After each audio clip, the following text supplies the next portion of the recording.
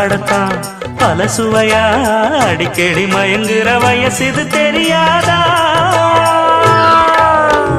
காட்டுக்குயில் பாட்டு சொல்ல வீட்டு கிளி கேட்டுக்கொள்ள ஒட்டி வந்த தாளமே கொட்டும் கெட்டி மேளமே தொட்டணைக்க வேணுமே பட்டு கிளி நாளுமே.